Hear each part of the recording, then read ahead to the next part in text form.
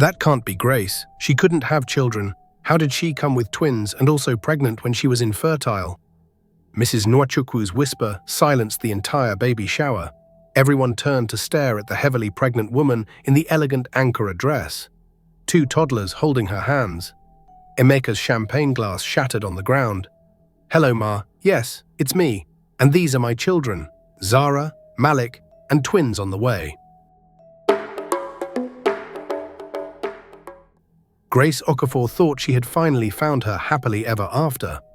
At 24 years old, sitting in that bustling restaurant in Victoria Island, Lagos, she watched the man across from her talk about his dreams with such passion that she felt her heart swell with hope. "I want at least 3 children," Emeka Nwachukwu said, his dark eyes shining with enthusiasm. "A house in Lekki with a big compound where they can play. I want to hear their laughter filling our home." Grace smiled, stirring her Chapman with the tiny red straw. "That sounds beautiful. I've always wanted a big family too." Emeka reached across the table, his hand warm as it covered hers. "You're exactly what I've been praying for, Grace. A woman who understands what family means." They had met 6 months earlier at a friend's wedding reception. Emeka was a banker with Zenith Bank, ambitious and well-spoken, the kind of man Grace's mother had been praying she'd find. Within a year, he proposed at the Lekki Conservation Centre, getting down on one knee near the canopy walkway as other visitors cheered. Their wedding in December 2017 was everything Grace had dreamed of. The ceremony took place at Cathedral Church of Christ in Lagos, followed by a lavish reception at Echo Hotel. Grace wore a stunning white gown, while Emeka looked regal in his navy blue agbada. "My son has chosen well," Emeka's mother, Mrs. Nwachukwu, told everyone at the reception. "Grace will give us many grandchildren to carry on our family name." The words made Grace glow with pride. She had found a good man from a good family, and together they would build something beautiful. The first year of marriage was sweet. Emeka and Grace moved into a 3-bedroom flat in Ikeja, and Emeka would walk past the empty second bedroom saying, "Soon our baby will sleep here." But after 6 months of trying with no pregnancy, Grace noticed subtle changes in her husband's behavior. "Maybe you should drink more Zobo," Emeka suggested one evening. "My mother said it helps with fertility." Grace laughed it off, thinking he was just anxious for their first child. But by their 2nd year of marriage, Emeka's suggestions had turned into accusations. "Every other woman in my family gets pregnant quickly," he said one night after Grace's period arrived again. "My sister had 3 children in 4 years. Why is it different with you?" The words cut deep. "Emeka, these things take time sometimes. We should both go see a doctor." "Why should I see a doctor?" "There's nothing wrong with me. You're the one who can't get pregnant." Grace felt her eyes sting with tears. "That's not fair." "We don't know what's happening yet. What I know is that my mother is asking questions. My aunties are asking questions. Everyone wants to know why my wife isn't pregnant yet, and I don't have an answer." The pressure from Emeka's family intensified. During Sunday family gatherings at the Nwachukwu family house in Surulere, his mother would make pointed comments. "Our neighbor's daughter just had her 2nd child, and she got married after you," Mrs. Nwachukwu would say, looking directly at Grace. "Is everything okay with you?" Grace would smile politely, dying inside. "We're in God's hands, Ma." "God's hands, yes, but have you been to see a doctor? Sometimes these things need medical intervention." Grace finally made an appointment at Nordica Fertility Center in Ikoyi.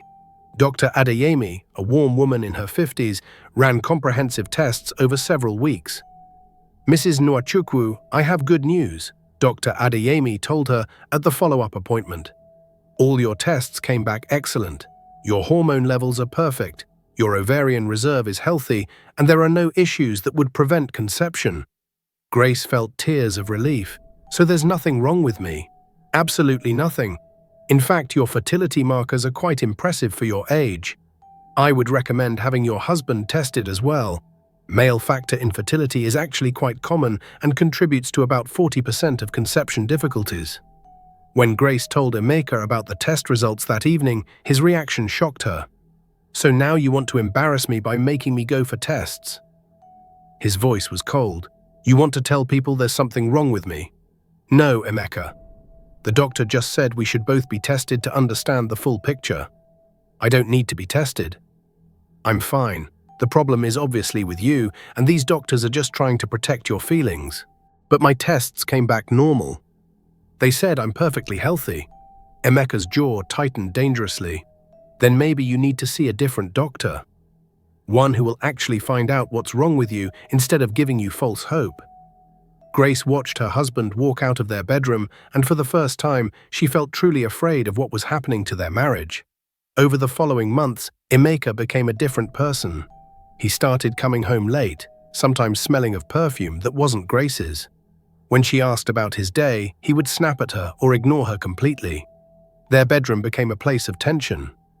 Emeka would check his phone app and announce it was, "Tonight is your fertile window. Don't make any plans." There was no romance, no connection, just clinical attempts to conceive that left Grace feeling used and empty. "Emeka, can we talk about us?" Grace tried one Saturday morning while he was getting ready to go out. "Talk about what?" "About how we barely communicate anymore. About how you treat me like I'm just a baby-making machine." He turned to face her, his expression hard. "Maybe if you actually did your job as a wife and gave me a child, I wouldn't have to treat you like one." The cruelty in his voice made Grace's breath catch. "Your job as a wife?" "Yes. What did you think marriage was about? I married you to build a family, not to have a roommate who can't even do the one thing women are supposed to do naturally." Grace felt something break inside her. "I am more than just a womb, Emeka." "Are you? Because from where I'm standing, you're a wife who can't give me children. That's all I see." He left the house, and Grace sat on their bedroom floor and cried harder than she'd ever cried in her life. Things got worse. Emeka stopped pretending to care about anything except getting her pregnant. He tracked her cycle obsessively, making demands about when they would try. He started making comments in front of his family about her inability to conceive, painting himself as the patient husband dealing with a defective wife. "My brother's wife is already planning her third child's naming ceremony," Emeka's sister Linda said during one family gathering, looking at Grace. 3 children in 4 years, can you imagine? Some women are just more blessed, Mrs. Nwachukwu added pointedly. Grace wanted to scream that her doctor had said she was perfectly healthy, but Emeka had forbidden her from sharing that information. "It will only make people ask more questions about me," he'd said. "Better they think it's your problem." The breaking point came on a humid evening in July 2020. Grace was cooking jollof rice in their kitchen when Emeka walked in with a look she'd never seen before. "We need to talk," he said flatly. Grace turned off the stove, her hands trembling. "About what?" "I want a separation. I think we need time apart to figure out if this marriage is worth continuing." The words hit her like a physical blow. "Emeka, what are you saying?" "I'm saying that I'm tired, Grace. I'm tired of trying. I'm tired of the disappointment every month. I'm tired of my family asking questions I can't answer. I'm tired of being married to someone who can't give me what I need. But the doctor said I'm healthy. We just need to be patient, maybe try IVF or—" "I don't want IVF." Emeka's voice rose. "I don't want to spend millions of naira on treatments that might not even work. I want a natural family with someone whose body actually works properly." Grace felt tears streaming down her face. "So you're leaving me because you think I'm broken?" "I'm leaving because this isn't working." "You need to accept that. Where will I go?" "This is our home." "Actually, this flat is in my name. I paid for everything. You have 2 months to find somewhere else to live." Grace stared at the man she'd married, the man who'd promised to love her in sickness and health. He looked at her with nothing but cold indifference. "Is there someone else?" The question came out as a whisper. Emeka's silence was enough. "Who is she?" "That's not important right now. It's important to me. Who is she, Emeka?" He sighed, annoyed. "Her name is Adaeze. She works at my bank. And before you ask, nothing physical happened while we were together. We're just friends who understand each other, friends who understand each other." Grace felt like she was drowning. "How long?" "Does it matter?" "Yes, it matters." "How long have you been having an understanding with this woman?" A few months. She's been someone I can talk to about what I'm going through. Someone who doesn't make me feel guilty for wanting a family. The accusation in his words was clear. Grace was making him feel guilty for wanting children, even though she'd spent 3 years desperately trying to give them to him. Emeka, please. We can work through this. We can see a marriage counselor. I don't want to work through this, Grace. I want out. The papers will be delivered next week. He walked out of the kitchen, and Grace heard the front door slam shut moments later. The divorce papers arrived on a Wednesday morning, delivered by a courier who looked uncomfortable handing them over. Grace's hands shook as she read through the document that would end her marriage. According to Emeka's lawyer, Grace was entitled to almost nothing. The flat was Emeka's property since he'd bought it before marriage. Their joint account would be split, but most of the money was from Emeka's salary. Even the car she drove was registered in his name. You're looking at maybe 500,000 naira and your personal belongings, her lawyer, Mrs. Adeleke, told her grimly during their consultation. Your husband's lawyer was very aggressive about the settlement. That won't even cover rent for a year in Lagos, Grace said, her voice hollow. I know. Do you have family you can stay with? Grace thought about going back to her parents' house in Benin City, admitting that her marriage had failed. The shame would be unbearable, but she had no other choice. What made everything worse was how Emeka had rewritten their story for everyone they knew. According to his version, Grace had become obsessed with getting pregnant to the point of instability. He told his family and friends that she'd refused to accept they might not be able to have children together, that she'd blamed him for their fertility problems, that she'd made his life miserable with her desperation. Grace found out about these lies when she ran into Emeka's sister at the market in Ikeja. Grace, how are you coping? Linda asked, her voice dripping with false sympathy.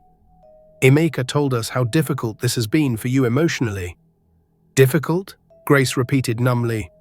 Yes, with the depression and everything. He said you weren't coping well with the infertility issues. What depression? Linda, I'm not depressed. Linda looked at her with pity. Denial is part of the process, my dear. Emeka said you've been having trouble accepting reality. That's why he had to ask for the separation, for your own good. Grace stood frozen in the market, realization washing over her. Emeka hadn't just left her. He'd systematically destroyed her reputation, painting her as mentally unstable to justify his abandonment. When Grace called Emeka that evening to confront him, he was unapologetic. I had to tell them something, he said casually. My family was asking too many questions about why our marriage ended. I couldn't tell them the truth, could I? What truth, Emeka? That you abandoned your wife because she couldn't get pregnant fast enough for you.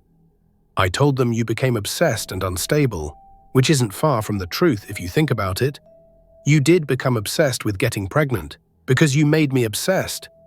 You tracked my every cycle, you made me feel worthless every month when my period came, you told me my only value was as a mother.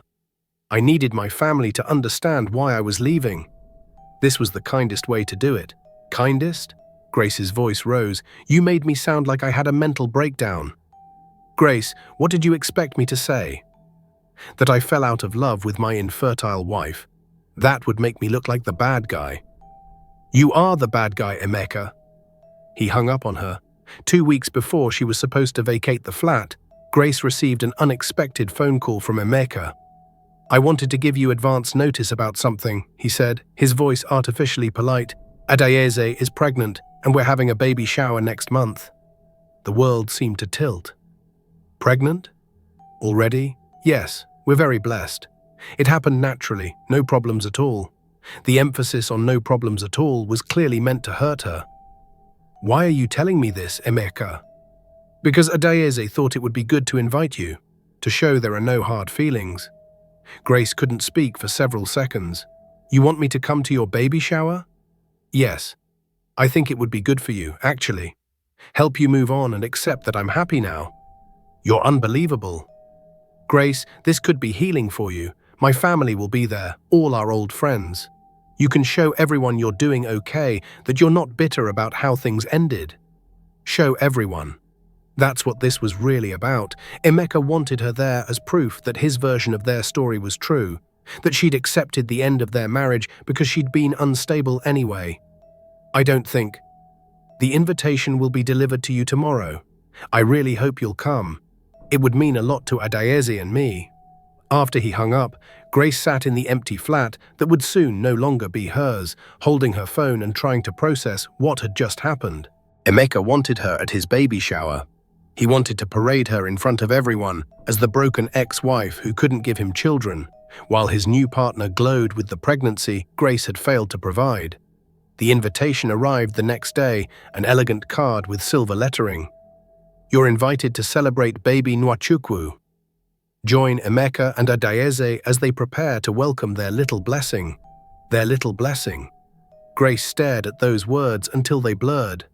That evening, she called her older sister Angela, who lived in Abuja. He did what? Angela's voice was sharp with anger after Grace explained everything. He wants me at his baby shower, sister.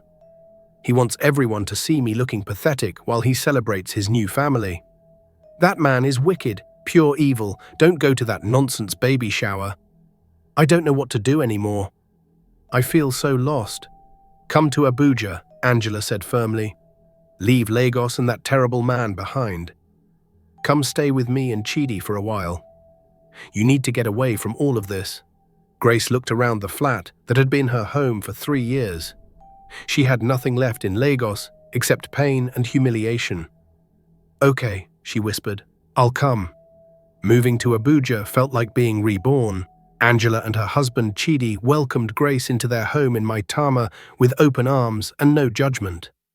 What that man did to you was abuse, Angela told her sister one evening as they sat on the veranda. You know that, right? Everything Emeka did was emotional abuse. I keep thinking maybe I was obsessed like he said. Maybe I did make everything about getting pregnant. Because he made it about getting pregnant. He's the one who tracked your cycles, made you feel worthless, then blamed you for being focused on the very thing he demanded from you. Angela arranged for Grace to see a therapist, Dr. Okonkwo, who specialized in trauma from emotional abuse. What you experienced is called gaslighting, Dr. Okonkwo explained during their second session. Your ex-husband systematically made you doubt your own reality, made you believe you were the problem, made you feel crazy for having normal reactions to his abuse. But what if there really was something wrong with me? What if I really couldn't have children? Let me ask you something, Grace.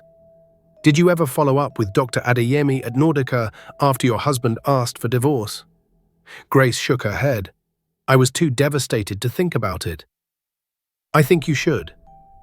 I think you need to know the truth about your body, separate from anything your ex-husband told you. The next week, Grace went back to see Dr. Adeyemi in Lagos. Ms. Okafor now, Dr. Adeyemi corrected herself. It's good to see you. How can I help? I need to know the truth, doctor. Can I have children or not? Dr. Adeyemi pulled up Grace's records on her computer. According to all your test results from 2 years ago, absolutely yes. Your fertility markers were excellent. Were? What about now? Let's run updated tests to be sure, but I don't expect anything has changed. 2 weeks later, Grace sat in Dr. Adeyemi's office, holding a folder with her new test results. Miss Okafor, your fertility is perfect. In fact, your ovarian reserve is exceptional for a woman your age. You should have no trouble conceiving naturally when you're ready. Grace felt tears streaming down her face. Then why couldn't I get pregnant with my husband? Dr. Adeyemi hesitated. May I speak frankly? Please. Sometimes, when a couple struggles to conceive, despite one partner having perfect fertility, there can be male factor issues that aren't being addressed. Or, she paused, or what? Or there can be deliberate interference. I've seen cases where one partner secretly sabotages conception while letting the other believe they're trying. Grace's blood ran cold. You think Emeka was preventing me from getting pregnant on purpose? I can't say for certain. But I can tell you that with your fertility levels, you should have conceived within the first year of trying under normal circumstances. Grace left the clinic in a daze. Emeka had let her believe for 3 years that she was broken, that her body didn't work properly, that she was defective. He'd watched her cry every month, watched her blame herself, watched her become desperate and depressed. and all along, there had been nothing wrong with her. Armed with the truth about her fertility, Grace began to rebuild her life with determination. She enrolled in business school at Abuja Business School, using her divorce settlement to invest in her education. "I spent 3 years trying to be Emeka's perfect wife," she told Angela. "Now I'm going to figure out who I am without him." Grace had always been talented at graphic design, and in business school, she learned how to turn that talent into a company. She started Flourish Designs, a branding agency that specialized in helping small Nigerian businesses create professional marketing materials. The business took off faster than she'd imagined. Within 6 months, Grace had 10 steady clients. Within a year, she'd hired 2 employees and moved into a small office space in Woos. "I'm proud of you," Angela told her one evening. "Look at everything you've built." Grace smiled, but it didn't reach her eyes. "I just wish I hadn't wasted 3 years believing Emeka's lies about who I was." "You didn't waste those years. You survived them, and now you're thriving." Through business networking events, Grace met James Adeleke, a software developer who'd built a successful tech startup. He was quiet where Emeka had been loud, thoughtful where Emeka had been impulsive, and most importantly, he saw Grace as a complete person rather than just a potential mother. "Tell me about your business," James said during their first coffee meeting at Jabi Lake Mall. Not "tell me about your family plans" or "do you want children someday?" He wanted to know about her work, her dreams, her ambitions. Grace found herself relaxing in a way she hadn't with a man in years. They dated for 6 months before Grace told him about her marriage to Emeka. "He convinced me I was broken," she said quietly, stirring her drink. "He made me believe my body didn't work, that I was defective, that I was worthless because I couldn't get pregnant." James reached across the table and took her hand, but none of that was true. "No, the doctors confirmed I'm perfectly healthy.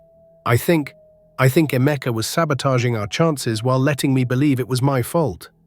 "That's not just cruel, Grace. That's evil. That's deliberate psychological torture."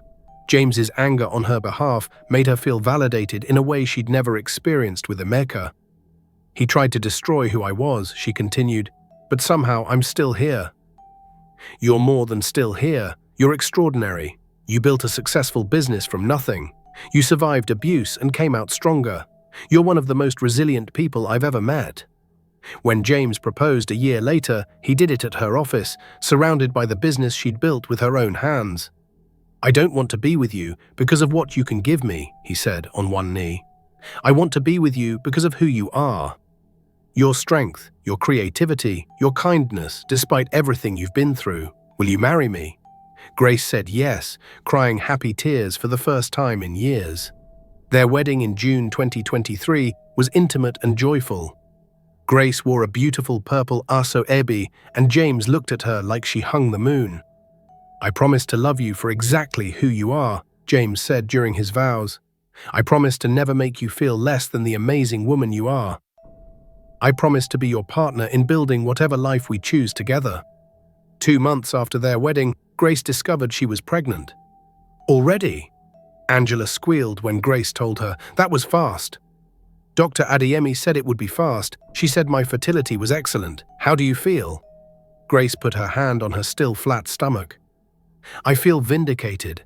I feel like this baby is proof that I was never broken, that everything Emeka said about me was a lie." At her first ultrasound, the technician frowned at the screen. "Is something wrong?" Grace asked, her heart racing. No. Everything's fine. Actually, I'm seeing 2 heartbeats. Ms. Okafor, you're having twins." Grace and James stared at each other in shock before both breaking into huge smiles. "Twins," James whispered. "We're having twins." The pregnancy was smooth and healthy. Grace's body, which Emeka had convinced her was defective, performed exactly as it should. At 20 weeks, they learned they were having a boy and a girl. "A complete set," James joked, his hand on Grace's growing belly. "One perfect baby boy and one perfect baby girl from one perfect wife." During this time, Grace focused entirely on her growing family and business. She'd heard through mutual acquaintances that Emeka and Adeyeze had gotten married, that Adeyeze had given birth to a baby boy. but that part of her life felt distant, irrelevant to the happiness she'd found. Then, when Grace was 8 months pregnant with her twins, she received an unexpected message on WhatsApp. It was from someone named Ifeoma, who identified herself as Adaeze's younger sister. "I know you don't know me, but I need to tell you something important. It's about Emeka and what he's been hiding." Grace's first instinct was to delete the message. She didn't want drama from her past intruding on her present happiness. But something made her respond. "What is it?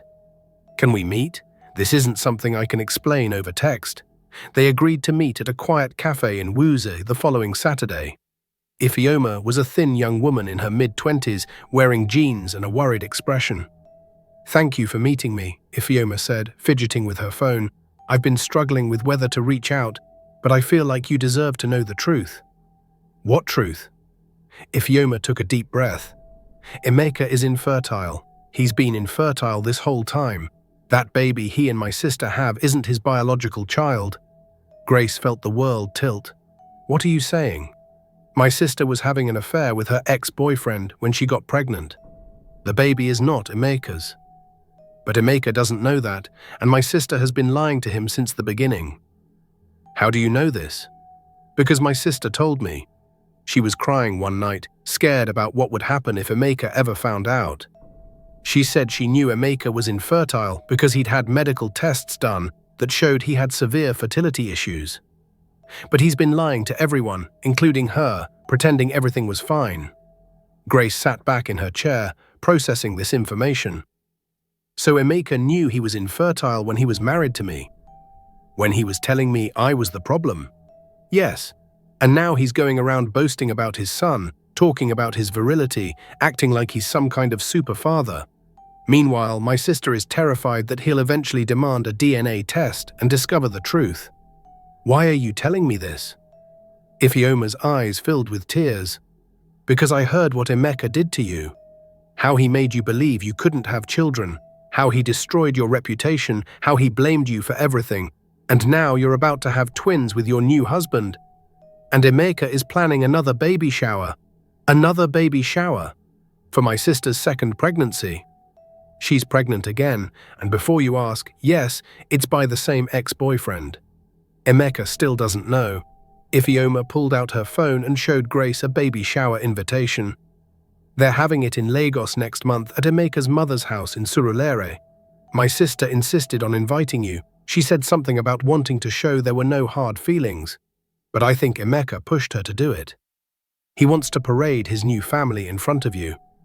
Grace stared at the invitation. After everything she'd learned, after all the pain and healing, Emeka wanted to drag her back into his toxic world one more time. "I don't know why I'm telling you all this," Ifeoma continued. "Maybe because you deserve to know the truth. Maybe because I'm tired of watching my sister lie. Maybe because Emeka deserves to be exposed for what he did to you." After Ifeoma left, Grace sat in the cafe for a long time, her hands on her pregnant belly where her twins were moving. Emeka had destroyed her life based on a lie. He'd made her believe she was infertile while knowing he was the one with fertility problems. He'd abandoned her, humiliated her, and rewritten their history to make himself the victim.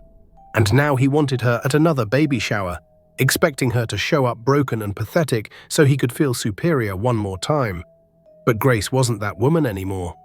Grace went home and told James everything Ifeoma had revealed.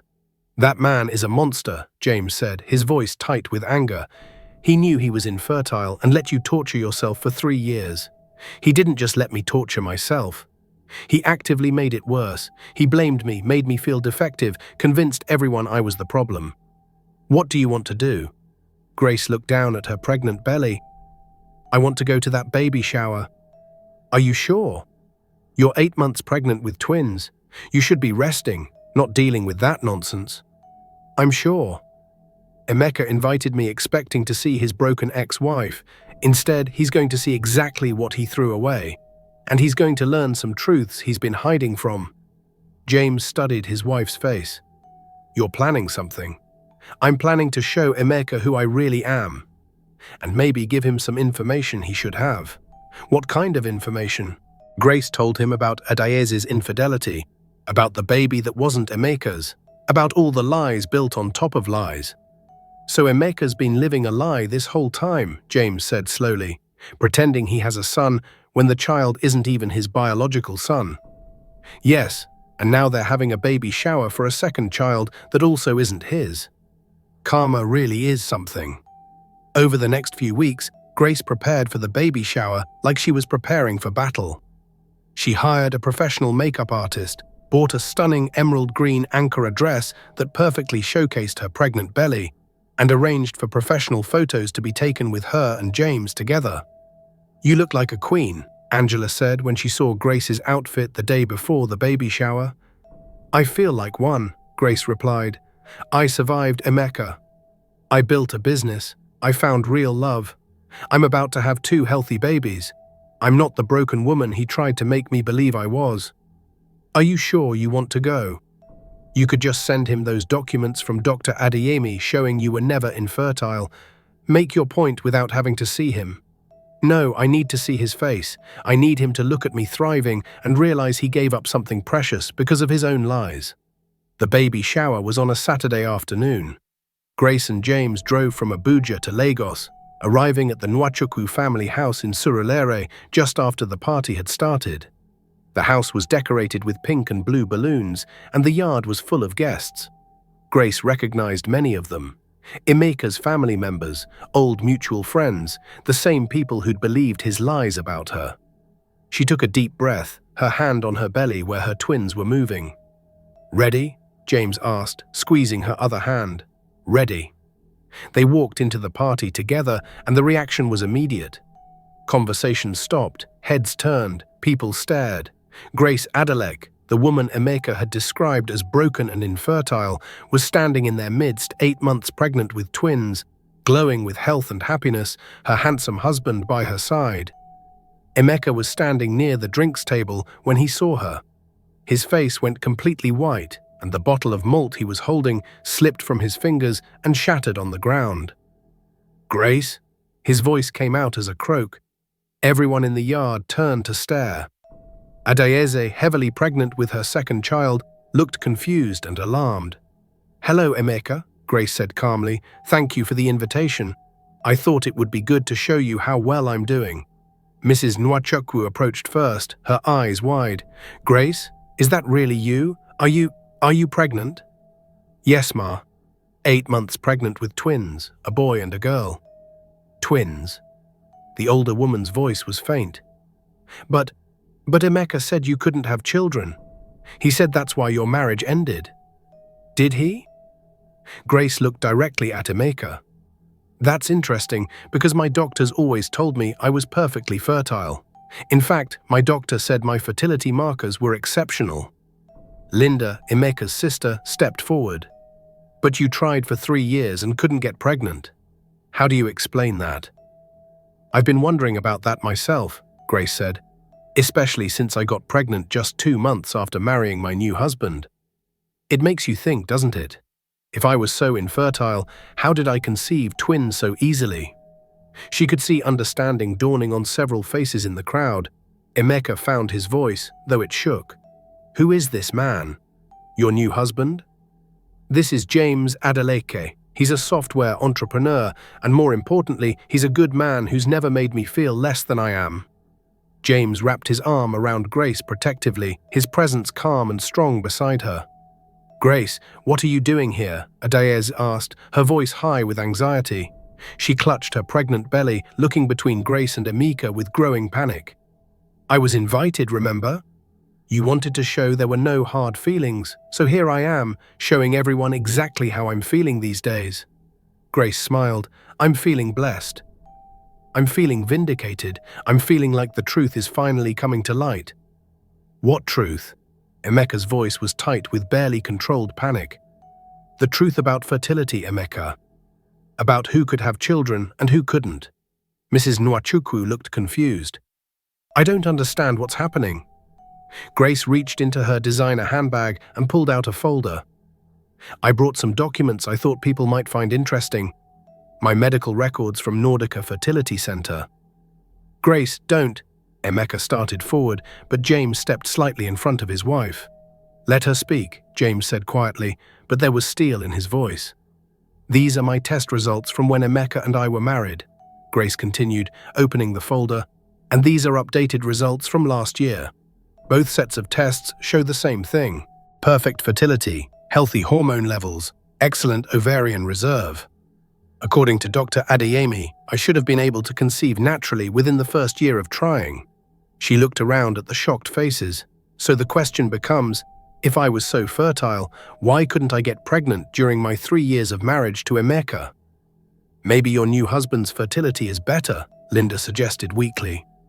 Maybe, Grace agreed, or maybe the problem was never with me at all. Emeka's face had turned a grayish color. Stop this, Grace. This is inappropriate. Inappropriate? What's inappropriate is letting your wife believe for 3 years that she's defective when you knew the truth all along. What truth? Ms. Nwachukwu demanded. Emeka, what is she talking about? Before Emeka could answer, Grace continued, Emeka had fertility testing done too, didn't you? At Lagos University Teaching Hospital. Would you like to share those results with everyone? How do you know about that? Emeka's voice was barely a whisper. Because I requested copies of all medical records from our marriage. Imagine my surprise when I discovered you'd been tested and the results showed severe male factor infertility. Low sperm count, poor motility. The doctor said natural conception would be extremely difficult, possibly impossible. Gasps rippled through the crowd. You knew, Grace said, her voice breaking slightly despite her resolve to stay strong. You knew you were the one with fertility problems, and you let me believe it was my fault. You watched me cry every month. You watched me inject myself with hormones. You let me think my body was broken. That's a lie, Emeka shouted, but his voice lacked conviction. Is it? Then show everyone your medical records. Prove me wrong. Emeka stood frozen, unable to speak. Mrs. Nwachukwu turned to her son, her face a mixture of horror and dawning understanding. Emeka, is this true? Do you have fertility problems? Emeka's voice failed him. Because if you do, Grace continued gently, then there's something else everyone should know. She turned to look at Adayeze, who had gone pale. Adayeze, how long have you been with Emeka? When did your first child... When did little Chidi arrive? What does that have to do with anything? Adayeze's voice was shrill. Just answer the question. We got together right after his divorce was final. Chidi was born 9 months later. 9 months, and you conceived naturally, no fertility treatments, no problems at all. Yes, Emeka is very virile, not like... Adayeze stopped herself, but the damage was done. Not like with his first wife, you mean? Grace finished. Except we've just established that I'm very fertile. So if Emeka has severe fertility problems, and you got pregnant so easily, doesn't that seem strange to anyone else? The silence in the yard was deafening. What are you suggesting? Mrs. Nwachukwu asked slowly. I'm not suggesting anything. I'm just pointing out that the math doesn't add up. A man with documented severe fertility issues somehow fathers 2 children in quick succession. Grace shrugged. It's almost miraculous. Adayeze's face had gone from pale to bright red. Are you calling me a liar? Are you saying my children aren't Emeka's? I'm saying that biology doesn't lie, medical records don't lie, and maybe it's time everyone stopped pretending and started asking real questions. Emeka's brother Michael stepped forward, his face serious. Emeka, is it true you have fertility problems? It was just one test. It could have been wrong. So you did have fertility problems, Michael said flatly. You lied to all of us. You let us blame Grace, let us think she was the one who couldn't have children, and all along it was you. It's not that simple. Emeka's voice rose desperately. The stress of the marriage could have affected my results. With Adayeze, everything was different. I was happier, more relaxed. That's why nothing. Mrs. Nwachukwu's voice cut through like a knife.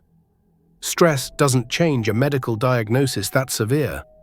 Emeka, those children. She turned to look at Adayeze. Are they really my son's children? Adayeze looked like a trapped animal. Of course they are. How dare you question? Then you won't mind a DNA test, Grace said quietly. The words hung in the air like a bomb. A DNA test. Adaeze's voice came out as a squeak. Yes. If little Chidi is really Emeka's son, a DNA test will prove it. Same with the baby you're carrying now. Simple biology. This is ridiculous. Adaeze looked around wildly. I don't have to prove anything to anyone. Emeka, tell them. Tell them these are your children. But Emeka was staring at Adaeze with an expression of dawning horror. Adaeze, are they my children? Of course they are. Then why do you look so scared about a DNA test? Because this is humiliating. Your ex-wife shows up pregnant, trying to ruin our lives, making crazy accusations. They're not crazy accusations if they're true, Michael said. Adaeze, if those children are Emeka's, just agree to the test. It will shut everyone up and prove Grace wrong. Adaeze's eyes darted around the yard, looking for escape. I don't need to prove anything. Emeka knows those children are his. Does he? Grace asked softly. Because here's what I think happened. I think Emeka knew he was infertile when he was married to me.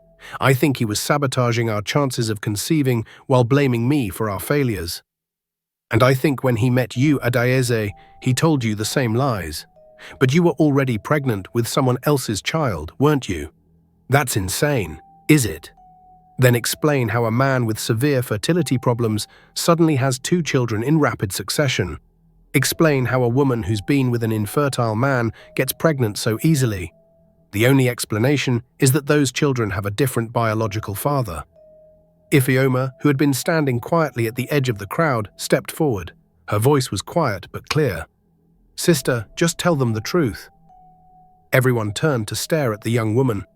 Ifeoma, shut up, Adaeze hissed. I can't stay quiet anymore. These people deserve to know. Ifeoma looked at Emeka with pity. The children aren't yours. Adaeze was having an affair with her ex-boyfriend Kunle when she got pregnant the first time. And she's pregnant by him again now. The explosion of voices was immediate. People shouting questions, exclaiming in shock, demanding answers. Adaeze stood frozen, tears streaming down her face. Ifeoma, how could you? How could I? How could you, sister? This man destroyed his first wife over fertility issues that were his own fault. And then you let him believe he fathered your children when you knew the truth. Emeka looked like he'd been hit by a truck. Kunle? Your ex-boyfriend Kunle? You told me you hadn't seen him in years. Emeka, I can explain. How long? His voice was hollow. How long have you been seeing him? Adaeze's silence was answer enough. Mrs. Nwachukwu made a sound like a wounded animal. So I don't have grandchildren. Little Chidi isn't my grandson. Ma, I'm sorry, Adaeze whispered. I never meant for it to go this far. I was already pregnant when Emeka and I got serious. I panicked. I knew he wanted children, and I thought if I told him the baby was his, everything would work out. Work out? Emeka's voice rose. You let me believe I was a father. You let me bond with that child. You let me name him after my father. I know. I'm sorry. And the second child? Were you ever going to tell me the truth? Adaeze just cried harder. Emeka turned to Grace, his face a mask of devastation. Did you know about this before today? Ifeoma told me a month ago. She thought I deserved to know the truth about what you did to me. And she was right. So you came here to expose us? To humiliate me? Grace looked at the man who had destroyed her life, who had made her believe she was worthless, who had stolen 3 years of her life with his lies. She felt something shift inside her, not satisfaction at his pain, but a deep sense of closure. No, Emeka. I came here to show you what you lost. Shabisas. I came here to prove that I was never the broken one. I came here to set the record straight for everyone who believed your lies about me. She placed her hand on her pregnant belly. I came here to show you that I'm not only capable of having children, I'm having 2 of them at once. And they're being raised in a home full of love and honesty, things you don't understand. She looked around at the shocked faces of Emeka's family and friends. For 3 years, I believed I was defective because this man told me I was. He tracked my cycles, controlled my body, blamed me for our inability to conceive, all while hiding the fact that he was the one with fertility problems. He made me feel worthless, then left me for someone he thought could give him what I supposedly couldn't. Mrs. Nwachukwu was crying now. Grace, we didn't know. If we had known the truth, I'm not telling you this for an apology, Grace said gently. I'm telling you this because every woman deserves to be believed about her own body. Every woman deserves to know the truth. And every woman deserves a partner who doesn't use her perceived failures to justify his own cruelty. She turned back to Emeka one last time. You thought you were ending my life when you divorced me. You thought I would never recover, never be happy, never have the family I wanted. You even invited me here today, thinking you'd get to parade your success in front of my failure. Grace smiled, and it was genuine. But here's what you didn't understand, Emeka. You weren't my blessing. You were my lesson. You taught me that I'm strong enough to survive betrayal. You taught me that my value isn't determined by what I can give a man. You taught me that sometimes the worst thing that happens to you is actually the universe pushing you toward something better. She gestured to James and her pregnant belly. This is my better. A man who loves me for who I am, not what I can produce. Children who will grow up knowing their mother is strong and worthy. A life built on truth instead of lies. And you, she looked at Emeka with something close to pity. You spent so much energy trying to destroy me that you destroyed yourself instead. You built your new life on the same lies you used to end our marriage, and now those lies have caught up with you. Emeka opened his mouth, but no words came out. Grace took James's hand. We should go. I've said what I came to say. As they walked toward the gate, Mrs. Nwachukwu called out, Grace, wait. Grace turned back. The older woman approached, tears streaming down her face. I'm so sorry for how we treated you, for believing Emeka's lies, for making you feel like you weren't good enough for our family. Mrs. Nwachukwu, you only knew what Emeka told you. I don't blame you. Will you? Will you let us know when your twins are born? Not to be involved, she added quickly. Just so we can, I don't know, acknowledge them, acknowledge that we were wrong about you. Grace thought about it for a moment. Maybe. If only to show my children that truth always wins eventually, no matter how long it takes. She and James left the baby shower behind, walking back to their car as the sun set over Lagos. How do you feel? James asked as they drove away. Free, Grace said simply. For the first time in years, I feel completely free. Grace watched her twins play in their Abuja garden. Her business thrived, but her children's laughter meant everything. A message arrived. Emeka and Adeize divorced. He's alone. Grace smiled, feeling free. She'd rebuilt her life, found real love, and proved every lie wrong. Grace Adelake was finally whole, worthy, and beautifully free. If you've ever been told you're not enough, if you've ever been made to feel broken by someone else's lies, remember this. Their words say everything about them and nothing about you. Your worth is inherent, not earned. Your value is constant, not conditional. And sometimes the person who tries to destroy you is actually showing you exactly how strong you really are.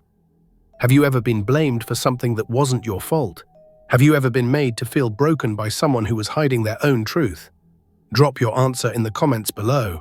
If this story reminded you that karma is real and truth always comes out, hit that like button right now. Share this with someone who needs to hear that their worth isn't defined by someone else's lies. And if you want more stories about people who turned betrayal into their biggest comeback, subscribe to the channel and turn on notifications so you never miss when we drop the next one. See you in the next story.